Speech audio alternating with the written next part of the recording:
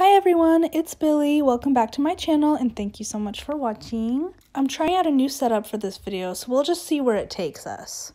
I've been using this rose water facial spray lately. I put it on my face, cheek, a little bit of my neck.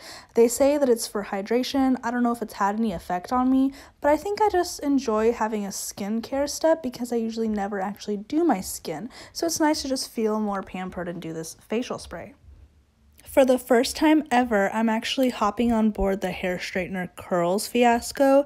I've never been able to hold curls in my hair before because my hair is just so straight naturally. I did curl it yesterday, so the curls you're seeing on screen now are just left over, and I thought I would use my straightener to go back over them. I did struggle with it a lot, but the method is fairly easy. You take your straightener, clamp a little bit of hair in between it, not too much at a time. I think that's why this curl that I'm trying to do right now isn't working. But you take a little bit and you put your hair in between the straightener and then you twist just a little bit. And as you rotate, be sure to only put your hands on the flat part of the straightener. So you don't want to put it where the sides of it are because you will burn yourself, which I did do a couple of times. Put your little piece of hair in the straightener, twist it a little bit, once or twice is totally enough, at least for my hair because it is shorter, and then you glide the straightener out. So once you pull on the straightener, you don't need to clasp it very tightly, you just let it glide and it will spring into a curl. It's very funny to watch me struggle because you can visibly see me getting really sad with the results. For the first several curls that I tried, it just wouldn't work. I don't know if this is a real tip or not, but sometimes it helps me after one curl is just not cooperating, just straighten it out fully and then go back in. But I think that this curl that we see me trying right here is the one that finally decides to work for me. Yay! There we go. Feeling cute, cute, cute. And from here on out, I'm just going to keep touching up the rest of my curls.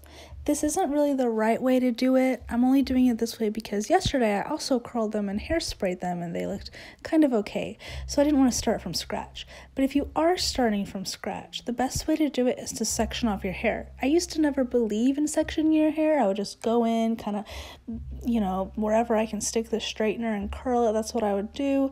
But it is actually helpful to clip up part of your hair and then let it down in sections once you've finished curling the whole section. I usually do it in 3 sections.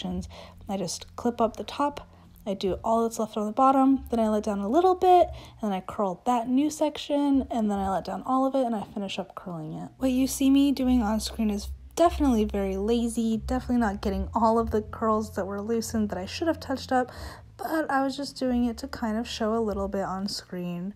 I've actually never owned a straightener before because my hair is so naturally straight, but I got this one on clearance from Target for a whopping $9, which is crazy because the normal retail price for it was $43. Also, ever since I cut my hair shorter, it's a lot better at holding curls, whereas before the sheer weight of it would drag the curls down, and I wouldn't be able to keep my hair curly for more than 1 hour. And we're done with the curls. I finally decided that enough is enough for bad YouTube video quality, so I'm recording with the back camera of my iPhone 8 Plus, which is a lot better than the selfie camera, and I also set the settings to record at 4K 30 frames per second. Let me know in the comments if you can actually tell the difference. Another fun update, I finally got eyelash extensions. I love them so much, they make me so happy, and it's so much easier than gluing on strip lashes every day. There are a lot of people who can get up out of bed with no makeup and feel great. I'm not one of those people, so I really appreciate just being able to put on mascara on my bottom lashes or nothing at all and just go. If I don't have the extra time to do my eyeshadow or eyeliner, I still feel totally comfortable just going to school or work with just the extensions on. It's really great. I'm grabbing this little Elle foundation palette, but I'm only using it for the mirror. I don't brush my eyelash extensions a lot, but if they need to, I can. And sometimes little parts of them fall off, which is totally fine. It just means that the natural cycle of that lash that it was attached to is over. And that's totally fine. They still look great, they still feel great. It doesn't hurt when they fall out or anything. On to the makeup tutorial. I really had no idea what look I was going for when I started out this morning. I just wanted to show you guys how I do more fun makeup with my extensions on. So to start off with, I'm going to prime my eye, but I have to be careful not to get the concealer too close to my lash line. I don't know if it actually has oils in it or if I'm just being kind of paranoid, but you're not supposed to put oils onto your lash line. So what I'm doing is using a beauty blender to smudge it on the top part of my lid, and then using a little finger to rub out the bottom part closer to the lash line. Whenever I'm not sure what direction I want to take my makeup, I always turn to my Masquerade palette by Juvia's Place. It has the perfect mix of neutrals and bright colors to be able to start off with any sort of look that you want to do. I'm taking a medium fluffy blending brush, and I really wasn't sure where to go, so I just spun my brush around. Wherever it landed, I thought, alright, that's the color I go with. I really wasn't sure about this brown because I wanted to do a more colorful look today, but I mean, why not? Sometimes it can be hard to do your makeup with extensions, so a little tip is to take the brush upside down and dip in the color, just like that. Remember to dust or blow off the excess because you don't want too much of the fallout landing on your extensions. Both eyes, brown. And now the idea for what I wanted to do came to me. I want to do kind of a gradient of colors kind of blending into one another. So I'm starting with this kind of deep, maybe fuchsia or magenta color on the outer edge. And I'm sculpting that to make a sort of sharp edge. I didn't want a harsh line towards the brow bone, so I used much lighter strokes up there to make it feather out. Just like that. И сега ще сложа малко тъмно лилаво на средата на окото. I'm just kidding, guys. That's Bulgarian. I know you don't speak Bulgarian. But I'm adding this darker purple to blend it in with the fuchsia. It's okay if a little bit of the pigmentation goes away when you're applying the purple right now. What we're trying to do first and foremost is blend the line between the two colors seamlessly. Keep going over it with light pressure back and forth. Use your finger a little bit too to blend out the area closer to the brow bone. I personally think that the key to a really good blend is going back and forth with very light pressure and light touch to make sure that the seam between the two colors is blended. We're using this gorgeous bright turquoise from the Zulu palette to blend into the purple now. This turquoise is very guilty of getting too weak and losing its pigment the more you blend it out, so I keep having to dip back into the pot and really reinforce that turquoise color.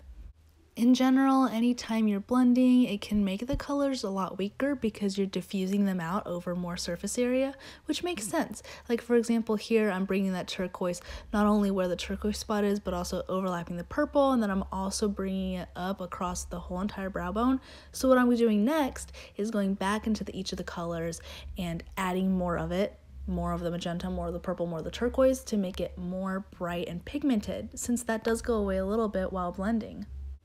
It's just part of the process, but you shouldn't have to sacrifice pigmentation for a good blend. You can have both. After using my finger to blend the top edge of the colors a little bit, here's a close-up of what we have so far. And now for the last color I will introduce on this eyelid, I'm going into this bright, bright pink from the Masquerade palette and inserting that in the last remaining blank spot on my lid. I'm just going back and forth to dust that into place, blending it a little bit with the turquoise, even though that will be hard to do since it's a cool color and a warm color and they don't really want to get along together. And since the turquoise seems to be weaker than the others, I do have to dip back into it repeatedly to re-strengthen that pigment and bring it right back to its full glory. I will now use my Maybelline Fit Me Concealer to do my under eyes before I do my lower lash line, since I want that to be concealed before I go in with shadows. Behold the customary silly dance of the unblended under eye. And now we're done with that. I'm going to use this very compact flat brush to dip into the same hot pink from the insidemost part of our lid, and I'm going to be placing that on my lower lash line. Now I didn't want to put that directly close to my lower lash line. I wanted to bring it down a little bit further than normal because my plan was to put a little bit of turquoise in the center of that pink. So I'm leaving a little bit of space, very minuscule, but I'm just basically going down a little further with the hot pink than I normally would. Once that's all done, let's whip back out the Zulu palette and navigate to that same turquoise that we used previously on our upper lid. I'm popping that turquoise into the center of my lower lash line as a reflection / shout out to my upper lash line. It's nice to keep a cohesive theme, so that's why I'm using the same colors on the lower lash line as I did up above. However, if I did use all the purples and magentas and turquoises and hot pinks of the upper lid on the lower one, it could overload it, so I chose only two colors. I thought the most memorable ones were the hot pink and the turquoise, so I added those to the lower lash line. And I wanted a little bit more purple toned highlighter, so I'm dipping into that top shade in the Juice palette and dusting that all over the highlight spots on my face. And again, the beauty of eyelash extensions is that they require you not to comply with the strip lashes or upper lash mascara that you normally would have to. So, to make a long story short, I'm putting only mascara on my lower lashes. That's all I really need. And that's really it for this look. That's all it took. A little bit of blending, a little bit of creativity, and I think it looks really nice. Reminds me of something tropical and fun. I especially like how the lower lash line looked. I thought that pop of blue was really nice. Normally I have blue eyes, but I think it kind of made my eyes look green. And I'm especially thrilled with the higher quality of this video. I love filming at 4K, and I hope that the voiceover sounds good for you guys. But that's all. Thank you so much for watching, and as always, have a wonderful day. Bye!